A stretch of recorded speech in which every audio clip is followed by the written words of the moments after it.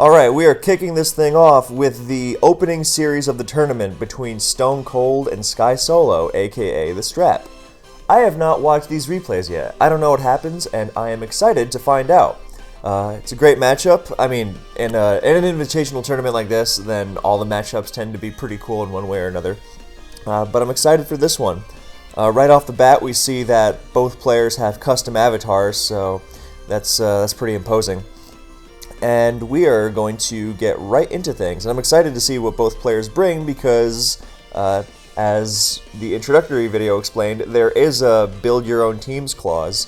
So we are not going to be seeing any blatant recycling, and the gameplay will be solid, and here we go. So, lead matchup, DOA, DOA. Alright, well, this depends on a lot of things.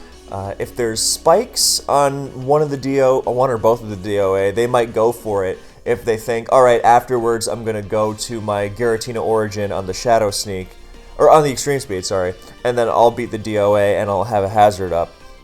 If they're 4 attacks, they're just going to attack and then probably pivot out to, if not their Tina O, then their Scizor or something. So a lot depends on whether or not they have spikes. Even if they don't have spikes, they could just want to attack the DOA, the opposing one. But I have to imagine that they would want to get a hazard out of it if they can handle the DOA with another Pokemon. That's, if being the operative word there. So, we are going to find out what moves they are running. There's the Shadow Ball. It doesn't really matter if they have Shadow Ball or not. See, as even if it's like the Psycho Boost set, then anything is going to bring anything from one DOA is going to bring another down to the sash. So they're both sashed, and we don't know if that was a speed tie or if Skysolo is faster. Skysolo would know that it's a speed tie at worst if they're max speed, but very few DOA are max speed. They love to run attack investment in both attacking stats because they run superpower, extreme speed, and 1 to 2 special attacks. Ranging from Shadow Ball, Grass Knot, Ice Beam, Psycho Boost. So, yeah, and only Stone really knows.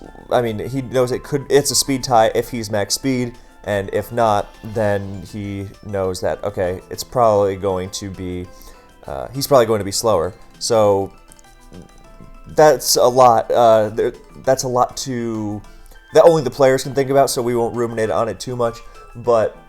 We will say that if Skysolo thinks that he's faster and Stone might switch out on the E-Speed, or if Stone does the same, then we could see a very, very brave spike on the switch here. Or we could say, I would personally expect both players to switch, with the minimal amount of knowledge we have.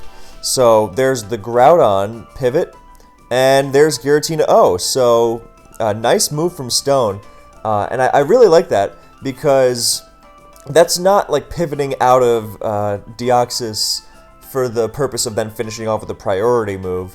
That's expecting Skysolo to switch out and going to Groudon so he can get rocks up on the Scizor or the Giratina O that switches into the E-Speed. So that was a really, really great play by Stone.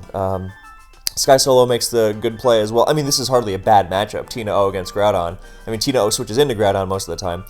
But this will allow Stone to get up rocks without having to switch in and take a hit beforehand.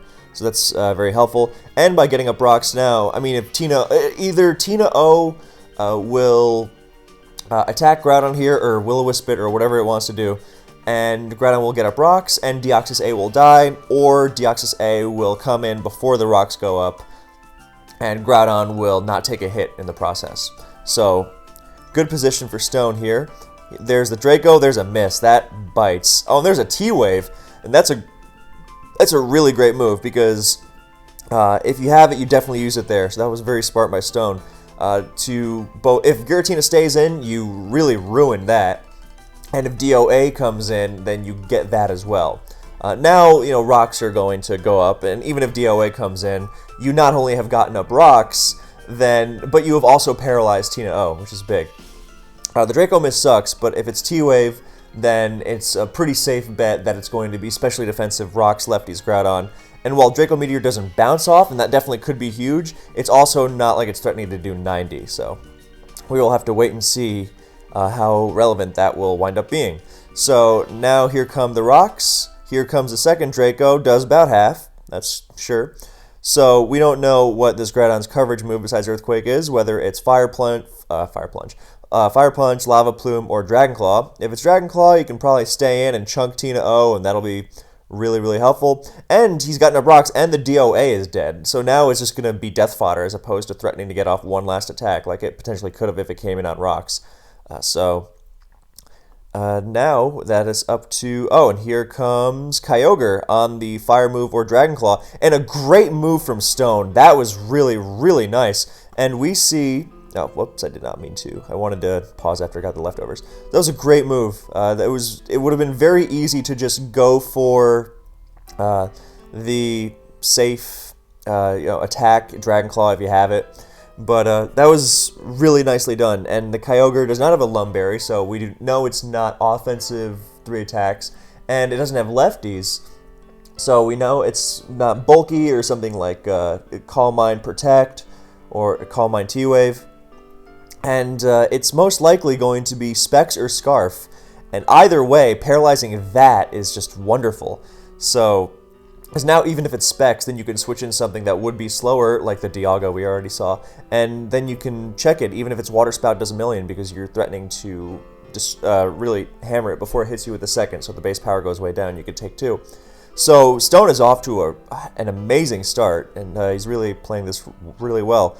So, Dialga comes in on a para. That's unlucky. So we don't know if there was a Specs Water Spout or not. Here comes Sky's own Dialga into the Roar. Great move. That's really interesting, because most of the time when you see Roar on Dialga, well, okay, there are 2 options. Most commonly, you will see it on Stealth Rock, Draco, and then, your filler coverage move, Thunder, Fire Blast, Aura Sphere, whatever. Dragon Pulse or Draco Meteor is the stab. And then in the last move, you see either Roar or Protect. Roar on non-Stealth Rock Dialga is rarer. You will generally see it on that sub-bulk up set, sub-bulk up Dragon Claw, and then either Protect or Roar. And so, the first instinct I have is, okay, then this is definitely the sub-bulk up set. And he's loading it with Paralysis. Paralysis used to be a very common form of support for bulk up Rest Hog Dialga. And for sub-bulk up Dialga, then it's just, it's pretty good as well. So, that's the assumption right now of what its set is. I mean, you can really do anything with Dialga, so this could probably be like Roar, Protect, Draco Meteor, Thunder Wave or something. If you just want pure support from your Dialga and don't want to rely on it for rocks, I could see that working. We don't know if that's going to be the case yet. But I think it's a much safer bet, rather than inventing new Dialga sets for it, that we assume it's sub-bulk up Roar. So, he scouts out the Dialga switch nicely. Dialga being the default Draco taker, despite its neutrality, because neutral is pretty good in this tier if you have the bulk for it, and Dialga usually does. That's why a Specs Dialga in this situation would be massively punishing, by the way, when the opposing Dialga switches in and your Draco just obliterates it. But, this bulk up set looks pretty threatening too, especially if it's got the speed on what we assume, that the Dialga definitely has to be a support variant, unless the last Pokemon is a rocker.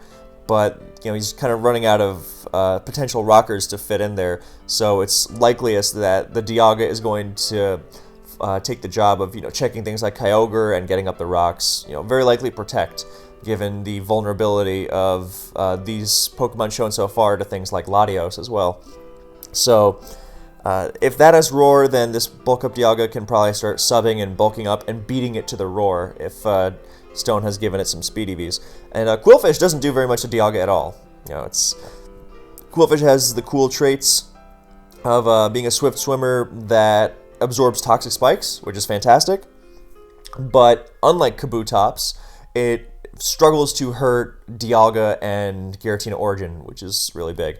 So, Dialga can go for a bulk up pretty freely here, or maybe even a Dragon Claw or a Roar. And it's Earth Power, so Stone is in fact inventing new Dialga sets. Roar Earth Power without rocks, because I don't, like, if you're going to run double rocks, you will generally have the first rocker have it as an option on the league. You're not just going to throw 2 mid-game Stealth Rockers on your team. So there's Earth Power, and there's the lefties on Skysolo's Dialga. Earth Power is an underrated coverage option on Dialga, especially on a Sun team that hates Heatran, because, you know, Aura Sphere is going to bounce off, but Earth Power really slams it, and it's good for hitting other Dialga hard, just like Aura Sphere would, without, you know, incurring Draco misses or anything. And, of course, super effective Earth Power is not quite as strong as neutral Draco Meteor, so, I mean, Skysolo could slip out of range with a Protect here, but otherwise, then this Dialga, if it does run Draco Meteor, then it will very likely be able to KO Skysolo's Dialga. Draco Roar is also a great combination, so you can go to -2, and then something tries to set up on you and you just roar it away. So that's just an in general thing. Oh, there's the rocks, and it's faster. Oh, and it's T-Wave. Roar, E-Power, T-Wave, Dragon move. That's an interesting... So, Stone is inventing new Dialga sets, and I think he's not running very much speed here, because he's really loading on the paralysis support. So, Skysolo's Dialga gets rocks, but it's pretty crippled at this point. He makes the good move and sacrifices DOA, because his Dialga was, even if it took the next Earth Power, then it wasn't going to be able to respond to Stone's Dialga meaningfully enough. Especially because Stone's Dialga almost surely has leftovers. Or, no, it switched in without rocks up, so no, we didn't see if it has leftovers or not. So he sacks Deoxys' attack. But this Dialga, sitting at full health, you know, unless there's a surprise Lucario or something, like a Garchomp, then it's going to be pretty hard to threaten an OHKO on this thing. And Stone's team is still, you know, he's got 3 Pokemon at full health, a decently healthy Groudon, and a Deoxys A ready to sacrifice, while Skysolo has Parrot Tina-O, Parrot Kyogre, Parrot half-health Dialga, and Quillfish that Stone looks very well equipped against. So the last Pokemon from Skysolo is going to really have to put in some work. So DOA goes down on the Dragon Pulse, and it's Wobbuffet. Alright. Well, this is looking... I mean, that's a great Pokemon to have on such a team, because with something like a DOA lead, then you're often dealing with early deficits, and you're getting revenge killed by Scarfers a lot, and what better way to turn that to your advantage than with Wob? So I really appreciate that choice. Problem is, this Wob is going to get paralyzed, guaranteed, and even if it gets encored into it, then, you know, what's Skysolo going to go to punish it? I mean, the best choice is, like, Dialga and get some leftovers back, but, I mean, DOA sacks, and then Groudon comes in, and then Tina-O comes in, and it's paralyzed, so Stone's Dialga is going to come back in after that, and spam Dragon Pulses, and nothing really switches into it that well. So, and, you know, with the... So, yeah, this is... Unless... That's if the option was to... oh, nice move. Safeguard. So now Quillfish can switch into the T-Wave unencumbered. That's nicely done. That's an example of how great Wob can be. Problem is, Quillfish, what's it going to do? So the T-Wave bounces off the Safeguard. So even Quillfish is going to Swords Dance here, but Groudon's going to remove its Sun, or, you know, DOA gets sacked, and, you know, there's the SD. And, oh, but then there's Rayquaza, and Airlock cancels out Swift Swim, and so here comes Stone's own strap, and the strap fires, and Draco Meteor blows Dialga apart. So down it goes. So the mixed Quaza looks pretty terrifying here. If it's mixed with Outrage, then Wob is just gonna, you know, really stand no chance. But oh, it's Dragon Claw. Well, same difference really. And Para, so we don't even know what it was going to do. And the crit, which really hurts. At this point, though, I think it's fairly safe to say Stone is probably running away with this game. Even if the Wob somehow does manage to take the thing down, the Ray down. The Para on the sneak, that wasn't going to quite KO, you know, even with max attack and with Life Orb, you know, maybe, but at this point, Ray's cleaning up. So that's game one, and Stone jumps out to a 1-0 lead in an impressive game. I like both teams. Well, I like what I've seen of Dave's team, Stone's team. Sorry, I'm friends with him, so sometimes it slips out that we're on a first-name basis. But I like what I've seen of it. You know, for all I know, the last two Pokemon are, you know, Skuntank and Drapion, and it's actually terrible. But he maneuvered his core very well, and, you know, interesting Dialga set. So I like that, and I like Skysolo's team quite a bit as well. It's a nice way to do rain offense, because you've got your support and you've got your big guns. I guess the Kyogre was probably Scarf.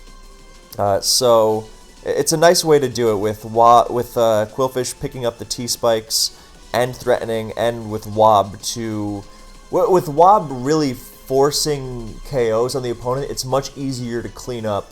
Like if you go with the Scarf Dialga Revenge Kill against whatever, and then Wob comes in and removes the Scarf Dialga, then suddenly the Scarf Kyogre and the Quillfish get a lot scarier, for example.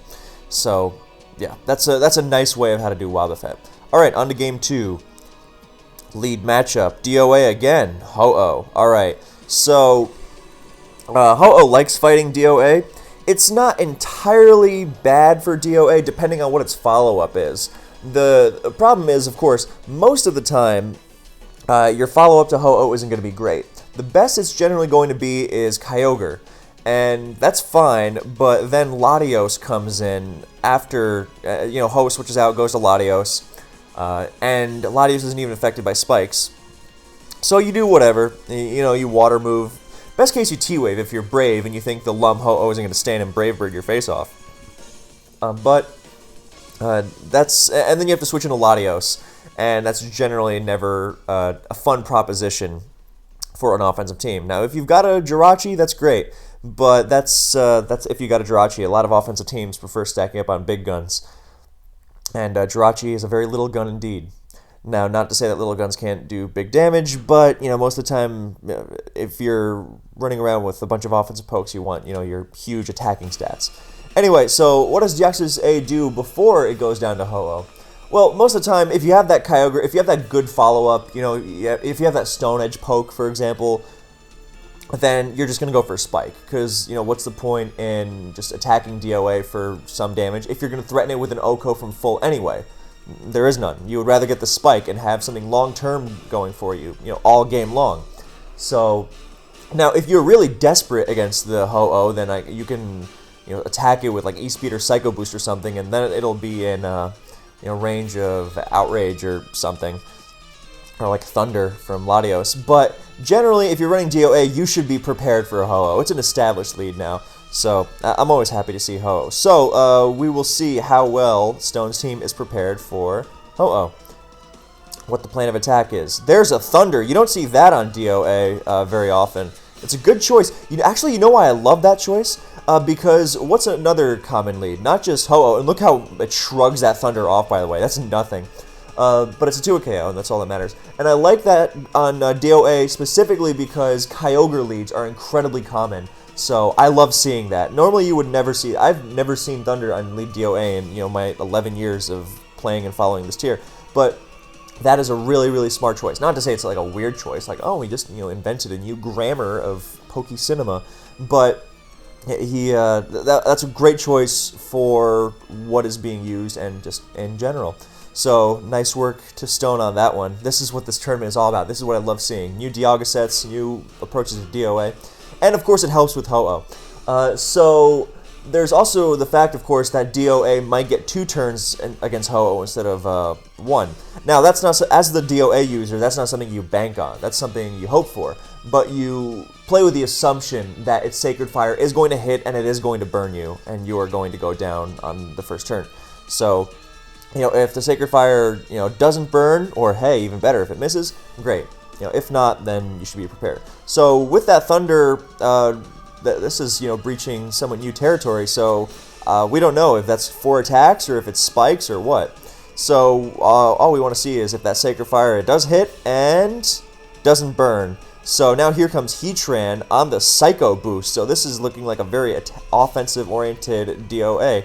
He's really looking for all those popular leads with the Psycho Boost for Tentacruel at that. I would be surprised to see this go without Superpower, but it's also likely that this Heatran is going to run Protect, So he's going to scout that out, or he's going to pivot to Giratina O. But he very bravely stays in and just Lava Plumes. That took some guts.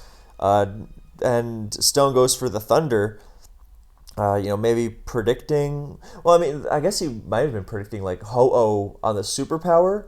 Yeah, that's a good move. Even if he does have Superpower, because he could assume, look, if Tina O comes in, I'm not doing anything anyway. So on the off chance Ho-Oh comes in on the Superpower and, sees maybe I can take -2 Thunder, or start pivoting around, and then because if it Superpowers into the Ho-Oh, then both its attack and special attack will be lowered, and it's a lot more manageable. So that was a good thought on Stone's end, even if he does have Superpower. And if he doesn't, then he doesn't. I'm personally just surprised that Skysolo did not scout the Superpower at all. Maybe he was making the assumption that if it has Thunder, then it can't fit Superpower, Thunder and Psycho Boost, because I don't know. I guess you need E-Speed, but it's not but you're not you're not obligated to run Spikes or Stealth Rock for that matter. I don't think Stealth Rock DOA is good in general. But you're also not obligated to use a move that really that's super effective against other DOA, like in the first game, or DOS rather, like in game 1. Then Stone had Ice Beam, and something like Thunder would probably do a pretty good job as well. So that was ballsy. I didn't really not expect that move to be made, but it worked out. So now here comes Darkrai, and here comes a Groudon as the Sleep Absorb. Is that going to... Ooh, that's brutal. Whenever Darkrai subs on the Switch, that's always the worst. Because even if you've got a Sleep Talker, then it's entirely in Darkrai's hands now. So, Sleep is tough enough, but when it subs on the Switch, that's what really makes it a nightmare. The only saving grace is that it can't run all of Sub, Dark Void, Dark Pulse, Focus Blast, and Nasty Plot. But it's still going to be kind of a pain anyway. So, especially with Ho-Oh at 43. So, nice move from Stone. Dark Void goes off, and Groudon goes to sleep. And now Darkrai is behind a sub. And Groudon even gets chipped a little because of the amazing ability Bad Dreams. Oh, and there's Nasty Plot. So, it is subplot, not sub 2 attacks. Now, Heatran is going to take these +2 Dark Pulses pretty easily because Heatran is really, really bulky. But Darkrai is going to be leaving some damage anyway. And with the nasty flinch rate and how much those are doing, then this could get brutal. There's the Lava Plume burn. You could say it makes up for the Sacred Fire burn earlier. There's the Protect from Heatran. Didn't even try it on the DOA. Maybe he just expected Stone to predict earlier. So there's another Pulse. Is this thing going to get rocks? Nope, it's not. So Groudon is definitely the rocker. Because we've seen a couple teams before on this channel where Heatran rocks and then Groudon's free to do something else. But that is not the case here. So here comes Groudon. It gets up rocks on the Switch. That's a nice move, getting that done. So goodbye Ho-Oh. I guess that was his priority. Like sometimes in a situation like that where Heatran's at such low health, and maybe you don't have a bunch of great switches, then maybe just stay in and go for a burn or something, and that might tempt some players to EQ, but Stone had his priorities straight. He's like, look, I need those rocks. If Ho-Oh doesn't come in here, I want it KO'd. And if it does get KO'd, then at least Groudon hasn't taken any damage, so that's manageable. So Skarmory into Groudon here is a risky proposition because, they run a lot of fire moves now, but he doesn't look like he has much of a choice, and he gets T-Waved, and once again, here comes the Strap. With a fire move, and that's not going to go off because Ho-Oh comes in and gets sacrificed as the Strap shows Stone shows Dragon Claw. So Heatran basically KO'd. Groudon, sleeping. Skarmory not a part of this. Now, if you'll notice that Skysolo's team so far is very slow. So there is going to be some speed, and there has to be some Kyogre answering. So Alati Twin is the perfect Pokemon to switch in here and chase Rayquaza out and exert some offensive pressure, because Latis with spikes down are famously pretty good. It's not the likeliest thing in the world that you're going to see a Bronzong here. So, aka one of the few things that would be able to switch into Dragon moves and spikes. So, the slow team, something like a Tina O or a Lati Twin or some other forms of water resists, and speed in general, otherwise you are just going to get, cooked by Rayquaza. So, what is that speed going to be? Lati Twin and then like a Scarf like Scarf Dialga or something. Lots of options.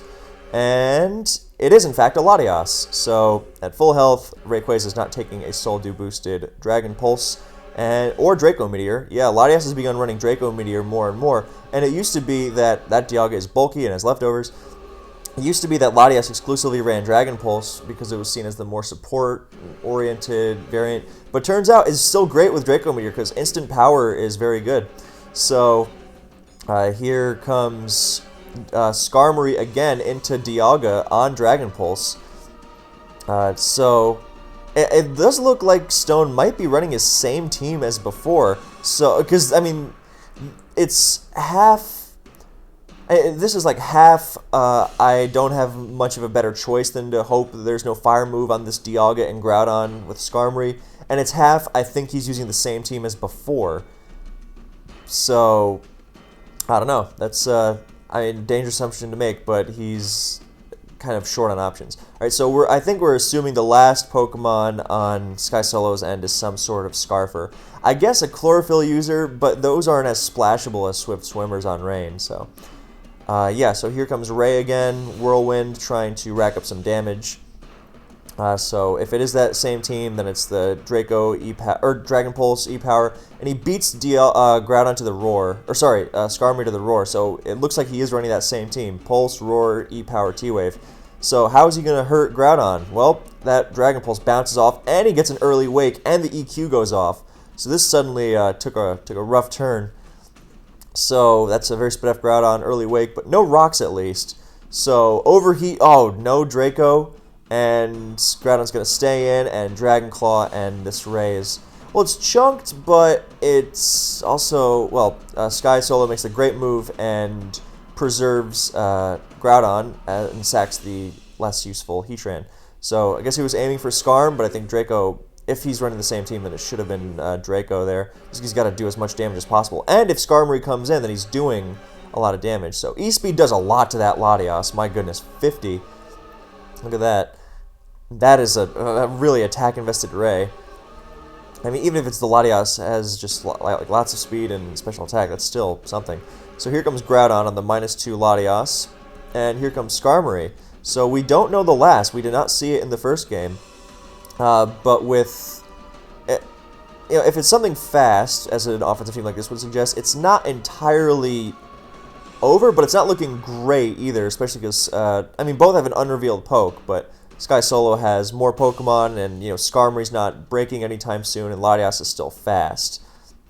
So, he goes for a Toxic, which is a nice move, just to, so Groudon can get KO'd while Skarmory stays at as low health as possible. And, he's just flailing around with Dragon Claw here. He really doesn't want to switch that last poke in, so I think he's trying to give it as fresh an entrance as possible. If we're going by the whole T-Wave support thing, then it might follow that the last is not a Scarfer. It could be Tina O, could be Kyogre, could just be something like a Latios. Oh, and he forfeits because he does not want to reveal it. Alright, so could have been like a Garchomp or something that couldn't hurt the Skarm either. So, smart move to not reveal anything more than he has to in case he wants to recycle later in the tournament, because again, it is not Swiss, or sorry, it is Swiss, so you're going to be playing, even if you lose like a couple games early on. Alright, so we're going to a decisive Game 3. Exciting. So, here we go. Lead matchup, Tentacruel, DOA. Alright, well, this used to be the easiest T-Spike in the world for Tenta, but more and more DOA are running Psycho Boost, and that destroys Lum Tenta. So, are we seeing a return to Sash Tentacruel? Or what? Is not every DOA runs Psycho Boost either. It's hard enough to fit all your moves on DOA. So, what's the lead matchup going to be? Oh, it's an E-Speed, and it's not going to 2-hit KO, and Tenta gets T-Spikes down. So if E-Speed is in fact DOA's strongest move against this Tentacruel, then Tenta is both going to get up T-Spikes and break DOA's Sash. So that's a great start for Stone. Now, if Skysolo is again running DOA and Quillfish, then this Tentacruel is not going to accomplish much. But even if that is the case, then he's at least going to take the DOA's Sash with him. So there's the second E-Speed. and he gets Icy Winded, takes half health, which is hilarious. And here comes regular Giratina on Dialga. Well, this might get rough, because if this is well, it could get rough a number of ways. If it's not a Roar support Dialga, then Sub Protect, Calm Mind, Tina, or just Tina, I guess, can just set up all over this thing, and it could get ugly really fast. But if it's like a Roar support Dialga, then a lot of these teams with T-Spikes and, you know, Protect Giratina and such, they really, really struggle to hurt, you know, Dialga like this. So there's the Calm Mind, so no Will-O-Wisp, and there's the Rocks. And now here's the Sub, and if it's Roar, yep, that's... Uh-oh. That's bad news. So here's a Protect Palkia, which is always fun to see, but it's looking like... Oh, the down goes Tentacruel. And here comes Skyman. Now, Skyman into Dialga is never something you want to see, but he gets the Leech Seed off, and that's helpful. But it's also not, you know, sack the DOA here, or go to Latios. And I was going to say, you can either sack the DOA and then go back to Dialga and you're in the same position, or, oh, and Latios KOs through the +1 with Draco Meteor, because Latios is strong. So here comes Dialga, assuming, you know, Rocks. And here comes DOA on those Rocks. So that's, and the superpower goes off. This is looking pretty straightforward. And yeah, it looks like Skysolo's Dialga is going to just handle almost everything. And now here comes Lucario, which is a threat in its own right. I mean, Palkia would have to pull off some serious miracles to bring this one back, but it's looking like it's too far beyond. And it's Dragon Claw. You don't see that very much. You usually see Spatial Rend as the stab on Protect Palkias. So Luke is looking pretty solid here, though. And yeah, so now Skyman can't come in, I mean, safely anyway. I mean, it could probably take an E-Speed from 50, but yeah, that's... So now it has to flinch its way through... I mean, you can't even flinch your way through Dialga because it has pressure. Oh, and Rayquaza comes in, the Luke-Ray combo. That's really nice. And Kyogre. Well, alright, so this one's definitely over because there's no way Kyogre can make its way through all of Ray and bulky Dialga and Latios. Oh, and it rests. Well, yeah. No, so Ray SDs, and that's going to be the ball game.